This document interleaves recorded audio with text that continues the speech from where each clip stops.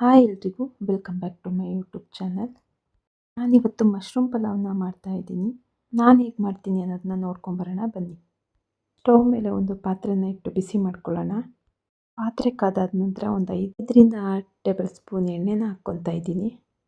ಈಗ ಇದಕ್ಕೆ ಚಕ್ಕೆ, ಲವಂಗ, ಪಲಾವ್ ಎಲೆ, 1 ಟೇಬಲ್ ಸ್ಪೂನ್ ಸೋಂಪು ಕಾಳು, ಏಲಕ್ಕಿ ಕಾಯಿನ ಹಾಕ್ಕೊಂಡು ಫ್ರೈ ಮಾಡ್ಕೊಳ್ಳೋಣ.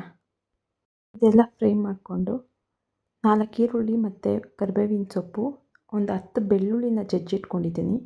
ಇದನ್ನೆಲ್ಲ ಎಣ್ಣೆಗೆ ಹಾಕ್ಕೊಂಡು ನೀಟಾಗಿ ಫ್ರೈ ಮಾಡ್ಕೊಳ್ಳೋಣ.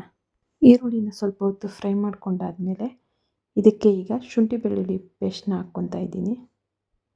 ಇದು ಹಸಿ ವಾಸನೆ ಹೋಗೋವರೆಗೂ ಚೆನ್ನಾಗಿ ಫ್ರೈ ಮಾಡ್ಕೊಳ್ಳೋಣ. ಇದಾದಮೇಲೆ ಟೊಮೆಟೊನ ಸೇರಿಸ್ಕೊತಾ ಇದ್ದೀನಿ. ಟೊಮೆಟೊ ಎಲ್ಲ ಈಗ ಸಾಫ್ಟಾಗಿ ಬೇಯಲಿಕ್ಕೆ ಬಿಡೋಣ.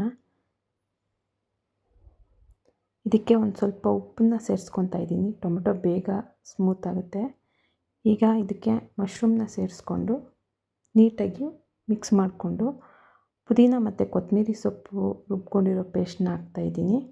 ಹಾಗೆ ಇದಕ್ಕೆ ಧನಿಯಾ ಪುಡಿ 3 ಸ್ಪೂನು, ಚಿಲ್ಲಿ ಪೌಡ್ರ್ 1 ಸ್ಪೂನ್ ಹಾಕ್ಕೊಂಡು ಗರಂ ಮಸಾಲಾನ ಹಾಕ್ತಾಯಿದ್ದೀನಿ 1 ಸ್ಪೂನು. ಇದೆಲ್ಲ ಹಸಿ ವಾಸನೆ ಹೋಗೋವರೆಗೂ ಚೆನ್ನಾಗಿ ಫ್ರೈ ಮಾಡಿಟ್ಕೊಳ್ಳೋಣ. ಇದೆಲ್ಲ ಚೆನ್ನಾಗಿ ಫ್ರೈ ಆದಮೇಲೆ ಮೊದಲೇ ತೊಳೆದು ನೆನೆಸಿಟ್ಕೊಂಡಿರೋ ಅಕ್ಕಿನ ಹಾಕ್ತಾಯಿದ್ದೀನಿ. ಇದನ್ನು ಹಾಕ್ಬಿಟ್ಟು ಚೆನ್ನಾಗಿ ಮಸಾಲೆನೇ ಫ್ರೈ ಮಾಡ್ಕೊಳ್ಳೋಣ. ಇಮಿಡಿಯೇಟ್ ನೀರು ಹಾಕೋದು ಬೇಡ. ನಾನು ಮುಂಚೆನೇ ಬಿಸಿನೀರನ್ನು ಕುದಿಸಿಟ್ಕೊಂಡಿದ್ದೀನಿ.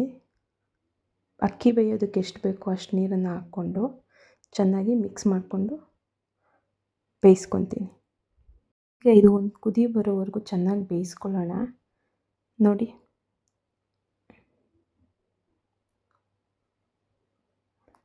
ಈಗ ಒಂದು ಕುದಿ ಬಂದಿದೆ. ಈಗ ಒಂದು ಲಿಡ್ನ ಕ್ಲೋಸ್ ಮಾಡಿ ಕುದಿಯೋದಕ್ಕೆ ಬಿಡ್ತೀನಿ. ಮಧ್ಯದಲ್ಲಿ ಒಂದು ಸತಿ ನೀಟಾಗಿ ಎಲ್ಲ ತಿರುಗಿಸ್ಕೊಟ್ಬಿಟ್ಟು ಮತ್ತೆ ಲಿಡ್ನ ಕ್ಲೋಸ್ ಮಾಡಿ ಗ್ಯಾಸ್ನ ಸಿಮ್ಮಲ್ಲಿಟ್ಟು ಬಿಟ್ಬಿಡ್ತೀನಿ. ಪಲಾವ್ ಹೇಗಾಗಿದೆ ಅಂತ ನೋಡೋಣ ಬನ್ನಿ. ಪಲಾವ್ ತುಂಬಾ ಚೆನ್ನಾಗಾಗಿದೆ. ಈ ವಿಡಿಯೋ ನಿಮ್ಗೆ ಇಷ್ಟ ಆಗಿದ್ದರೆ ಪ್ಲೀಸ್ ಲೈಕ್ ಮಾಡಿ, ಶೇರ್ ಮಾಡಿ, ಸಬ್ಸ್ಕ್ರೈಬ್ ಮಾಡಿ. ವಿಡಿಯೋ ನೋಡಿದ್ದಕ್ಕಾಗಿ